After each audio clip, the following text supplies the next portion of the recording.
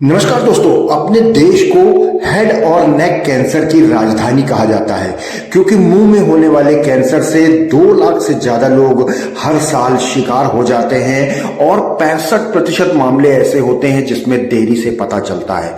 इन्हीं सब चीजों को देखते हुए राजधानी लखनऊ के मेदांता अस्पताल ने एक नया प्रोग्राम लॉन्च किया है और उसका नाम है मुंह के कैंसर से सुरक्षा के लिए 2 मिनट की कार्रवाई।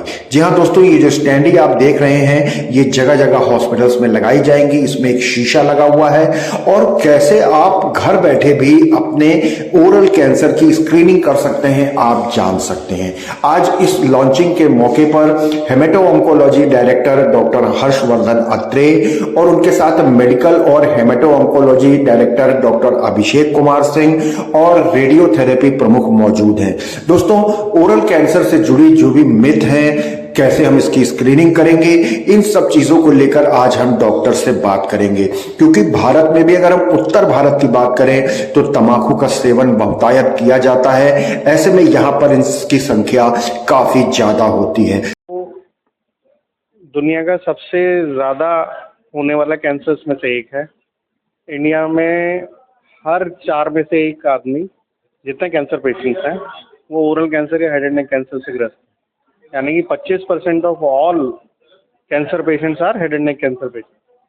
और सबसे ज़्यादा प्रिवेंट किया जा सकने वाला कैंसर है ये। क्योंकि आप तंबाकू छोड़ देंगे तो इसका इंसिडेंस 90% नीचे आ जाएगा। सिर्फ और सिर्फ जो कल्प्रिट है 90% केसेस में वो टोबैको। तो टोबैको छोड़ना सबसे पहला कदम है ओरल कैंसर्स को कम करने की दिशा में। उसके बाद ये कैंपेन जो हम चला रहे हैं कि अपना ध्यान रखिए, अपने मुंह के अंदर झांकिए, अगर कोई तकलीफ दिख रही है तो डॉक्टर के पास जाइए, है ना। लुक, एक्ट और फील, ये तीनों चीज़ें करनी है तो मुंह का कैंसर से छुटकारा पाया जा सकता है। मुंह का कैंसर सिर्फ एक एनाटॉमिकल डिजीज नहीं है कि ये अंग में हो गया है। कैंसर जो है शरीर के हर अंग को प्रभावित करता है, आपके फिजिकल फिटनेस को प्रभावित करता है, आपके मेंटल फिटनेस को भी प्रभावित करता है।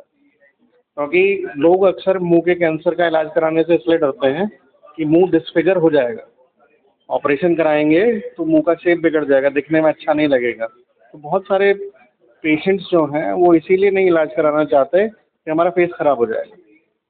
तो इसलिए हमको ये जानने की ज़रूरत है कि हमको अर्ली डिटेक्शन करना है जिससे कि कम से कम सर्जरी हो, मुंह का डिस्फिगरेशन कम से कम हो, इलाज में खर्चा कम से कम आए और पेशेंट की लाइफ उतनी ज़्यादा बढ़ जाए। तो हम सब लोग ये जागरूकता लाएंगे तो इस कैंसर की इंसिडेंस कम होगा, इससे होने वाली मौतें कम होंगी और लोग ज़्यादा स्वस्थ रहेंगे।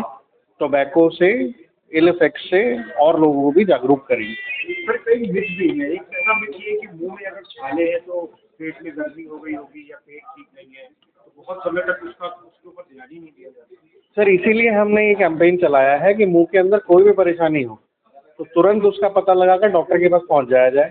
क्योंकि अधिकतर 25 से 30% जो पेशेंट्स होते हैं वो मुंह के छालों को इग्नोर करते रहते हैं।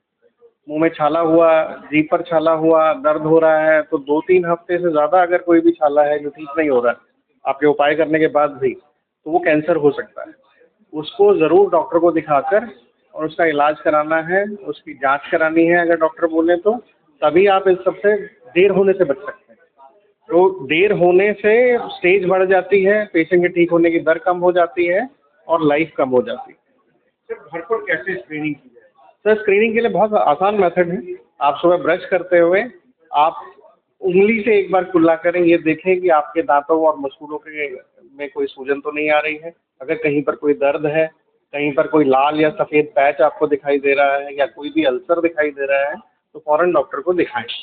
और ये आप अगर महीने में 1 से 2 बार भी कर लेंगे, इतना ध्यान दे देंगे तो वो काफ़ी है। हालांकि रोज़ ही देना चाहिए। और मुंह की हाइजीन ऐसी चीज़ है जो हर आदमी का छोटे से छोटी तकलीफ में मुंह के अंदर ध्यान जाएगा ही जाएगा।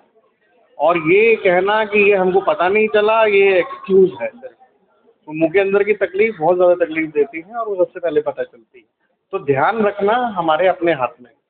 सर, मेदांता ने ये जो कैंपेन शुरू किया है तो ये तरीके की ये साइन और ये पोस्ट कहाँ-कहाँ दिखेंगे जहाँ पर लोग अपनी ट्रेनिंग सर हम लोग टाइम टू टाइम इसको डिस्प्ले करेंगे, मेदांता की जो आउटरीच ओपीडीज हैं उनमें भी डिस्प्ले करेंगे, हमारा जो मेन हॉल है हम उसमें भी डिस्प्ले करेंगे। हम जितनी आउटरीच ओपीडीज में जा रहे हैं डिफरेंट डिफरेंट शहरों में, हम वहाँ पर भी इसको चलाएंगे। हम टाइम टू टाइम न्यूज़पेपर के माध्यम से, मीडिया के माध्यम से, अपने सोशल मीडिया के माध्यम से इन सब चीज़ों को जनता तक पहुँचाते रहेंगे। और जब भी हमें मौका मिलेगा इस तरह की अवेयरनेस फैलाने का, हम कोई मौका उसको जाने लेंगे। I am Dr. Abhishek Kumar Singh. I am Director in Medical and Hemato-Oncology at Medanta Hospital, Lucknow. आज हम लोग ओरल कैंसर अवेयरनेस के बारे में बात करने जा रहे हैं यहाँ पे, और ये बहुत ही इम्पोर्टेंट है कि हम लोग अवेयरनेस के बारे में बात करें। क्यों? क्योंकि कैंसर के बारे में ये कहा जाता है कि cancer is curable when it is diagnosed early. अगर हम इसको शुरुआती दौर में अगर पता लगा लें और उसका इलाज शुरू कर पाएँ सही समय पे, तो इसको जड़ से ख़त्म किया जा सकता है। जो कि कैंसर के बारे में लोगों के बीच में बहुत धारणा है कि कैंसर हो गया तो क्योरेबल नहीं है। ये तभी संभव है जब हम लोग जल्दी से उसको पता लगा पाएँ। और कैंपेन जो हो रहे हैं उसका मेन उद्देश्य यही है कि आपको लोगों को इन्फॉर्म कर पाएँ, उनको अवेयर कर पाएँ, because the eyes will see what mind knows. तो इसलिए आप लोग के बीच हम लोग उपस्थित आए हुए हैं। ये कैंसर के बारे में बात करना ज़रूरी है क्योंकि कुछ ऐसे कारण हैं जो कैंसर को बढ़ावा देते हैं। स्पेशली ओरल कैंसर की हम बात करें तो तंबाकू, हम सबको पता है तंबाकू सबसे बड़ा कारण है, और इसके चपेट में सारे युवा हमारे जो बच्चे हैं वो भी तंबाकू का सेवन अर्ली अपनी एज में, टेंडर एज में शुरू कर देते हैं। कई हमारे ऐसे वर्कर हैं जो काम करते हैं, दिन रात काम करते हैं और जगने के लिए भी तंबाकू का सेवन करते हैं। कई हमारे ऐसे कैब ड्राइवर भाई हैं, लोग रात को जगने के लिए तंबाकू का सेवन करते हैं। कई लोग ऐसे हैं जो कि पैशनेट होकर के तंबाकू का सेवन करते हैं, स्मोकिंग करते हैं, सिगरेट का स्मोकिंग करते हैं। जो उनके जो साइड इफ़ेक्ट्स हैं, जो उसके इल इफ़ेक्ट्स हैं, वो उसके बगैर जाने, उसके बिना उनको पहचाने वो उसका सेवन करते जा रहे हैं। कैंसर एक बहुत जटिल प्रॉब्लम है, बहुत बड़ी समस्या है, लेकिन इसके कई सारे ऐसे कारण हैं जिसको हम अपने दिनचर्या में छोटे से बदलाव से उसको हम लोग चेंज कर सकते हैं। जैसे कि तंबाकू का सेवन हम बंद करें, अल्कोहल का सेवन हम बंद करें, हम लोग अच्छा हाइड्रेशन रखें, पानी अच्छा पिएं, घर का बना हुआ खाना खाएं, सलाद खाएं, ताज़ी सब्जियां खाएं, और कोई भी ऐसे चीज़ों को नेग्लेक्ट ना करें जो कि अर्ली वार्निंग साइंस हो सकते हैं, कैंसर के शुरुआती लक्षण हो सकते हैं, उनको नेग्लेक्ट ना करें। तो इसी के बारे में ये अवेयरनेस है, और एक बहुत सिंपल टेस्ट है जो कि आप अपने प्रतिदिन की दिनचर्या में इसको इनकॉर्पोरेट कर सकते हैं। आपके घर में जब आप ब्रश करने जाते हैं तो मिरर में आप खुद को देखें, ओरल एग्जामिनेशन करें। अगर उसमें कोई ल्यूकोप्लेकिया, कोई रेडनेस है या कोई घाव है, उसको देखें। कोई टेंडरनेस है, कोई स्वेलिंग हो रही है चेहरे पे या कोई टंग में घाव हो रहा है, उसको आप महसूस करें। और ऐसा कुछ भी अगर आपको लक्षण दिखता है जो कि सस्पिशियस है, उसको आप डॉक्टर के पास जाके उसके बारे में उसकी बात करें और जो भी ज़रूरी टेस्ट हों वो उसको कराएं। सर, तम्बाकू को लेकर 2-3 सवाल हैं कि अगर हम आज तम्बाकू छोड़ देते हैं तो इसका असर कितने साल तक रहता है? तो ये साइंस में फैक्ट है और ये प्रूवन है कि आज अगर आपने तंबाकू छोड़ा तो उसका जो इल इफेक्ट है, जो उसके साइड इफेक्ट है, उसके जो दुष्परिणाम है, वो 10 साल तक चेंज कर सकते हैं। 10 साल तक उसके दुष्प्रभाव जो है हमारे शरीर में आ सकते हैं।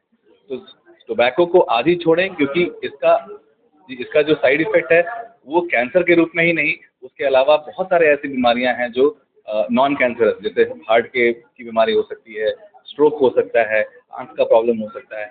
बहुत सारे जो कैंसर के अलावा भी लक्षण जो बीमारियां हैं वो तंबाकू के सेवन से हो सकते हैं। सर, तम्बाकू खाने वाले कई लोग साथ में अल्कोहल का भी सेवन करते हैं, तो वो कितना रिस्की हो जाता है? तो एक स्टडी के हिसाब से ये प्रूव किया गया है कि अगर कोई टोबैको का सेवन करता है, स्मोकिंग कर रहा है या टोबैको का सेवन कर रहा है, उसको कैंसर होने का रिस्क 8% है। अगर अल्कोहल और टोबैको दोनों साथ में कर रहे हैं तो उसका रिस्क 12 से 14% है। और ये बहुत बड़ा नंबर है, हम लोग को सुनने में छोटा लग रहा है, but it is huge number and that can make difference. तो जो सबसे कॉमन प्रॉब्लम है जिसकी वजह से कैंसर हो सकता है वो तंबाकू है। तो कृपया आज ही छोड़ें। सर, तम्बाकू खाने वालों में और तम्बाकू ना खाने वालों में किसमें कैंसर की संभावना ज़्यादा है? मैंने जो बताया आपको कि कैंसर होने का रिस्क तंबाकू सेवन करने वाले लोगों में 8% ज़्यादा है। इसका मतलब जो नॉन टोबैको यूजर्स हैं उनको वो रिस्क कम है डेफिनेटली, बट जो कैंसर है वो सिर्फ जरूरी नहीं है कि सिर्फ कैंसर जो जो तम्बाकू खाने वाले लोग हैं उन्हीं को होता है, बाकी लोगों को भी हो सकता है। उसके बहुत सारे कारण हैं, जैसे कि एक बहुत ही कॉमन इन्फेक्शन है जिसको हम लोग बोलते हैं ह्यूमन पैपिलोमा वायरस। ये मुंह के कैंसर का एक बहुत बड़ा कारण पाया गया है बहुत सारी स्टडीज के अंदर। तो बहुत सारे फैक्टर्स हैं, इन्वायरमेंटल फैक्टर में टोबैको यूज़ हो गया, अल्कोहल हो गया, ये सब है। इन्वायरमेंटल फैक्टर के अलावा इन्फेक्शियस रीजन में ह्यूमन पैपिलोमा वायरस मैंने बताया, कई सारे जो टूथ एक्सट्रैक्शन होते हैं, दांत कोई अगर निकाला गया है और वो प्रॉपरली नहीं निकाला गया, कई बार देखा गया कि उसके बाद भी कैंसर उसमें हो जाता है। तो ये सब चीज़ें हैं जो कि कॉमन कैंसर में होने के एक लक्षण है और उसके कारण हैं। मैं डॉक्टर मोहम्मद सुहैब, मैं डायरेक्टर रेडिएशन ऑन्कोलॉजी हूँ मेदांता कैंसर हॉस्पिटल में। आज हम लोग ओरल कैविटी के कैंसर यानी कि मुंह के कैंसर पे बात कर रहे हैं। मैं उसके ट्रीटमेंट के बारे में कुछ बात बोलना चाहूँगा। 3 मुख्य तरह से हमारे ट्रीटमेंट का ऑप्शंस होता है। पहला होता है सर्जरी, दूसरा कीमोथेरेपी और फिर रेडियोथेरेपी। सर्जरी का काम होता है कि मुंह से और गले से जो भी कैंसर के सेल्स हैं उनको काट करके अलग कर दिया जाता है और फिर बाद में कीमोथेरेपी और रेडियोथेरेपी की मदद से हम उसको वापस आने से रोकने की कोशिश करते हैं। अगर कैंसर को अर्ली स्टेज में पकड़ लिया जाए यानी कि फर्स्ट स्टेज में, तो कभी कभी सर्जरी के बाद कीमोथेरेपी और रेडियोथेरेपी की ज़रूरत नहीं भी पड़ती और उस स्टेज में क्योर रेट्स बहुत अच्छे होते हैं। जैसे जैसे डिजीज़ एडवांस होती जाती है हमको कीमोथेरेपी और रेडियोथेरेपी की ज़रूरत ज़्यादा से ज़्यादा पड़ने लगती है। ट्रीटमेंट के लिए मैं यही कहना चाहूँगा कि ट्रीटमेंट कैंसर का मस्ट है, क्योंकि ये एक ऐसी डिजीज़ है जो कंट्रोल नहीं होती। इसको हमें जड़ से ख़त्म करना होता है। इसमें 99% ठीक है, इससे भी काम नहीं चलता है, इसको 100% बॉडी से हटाना ही होता है। 2 प्रॉब्लम होती है कैंसर की, एक तो फैलना, शरीर में फैलना, और दूसरा उसका वापस आना।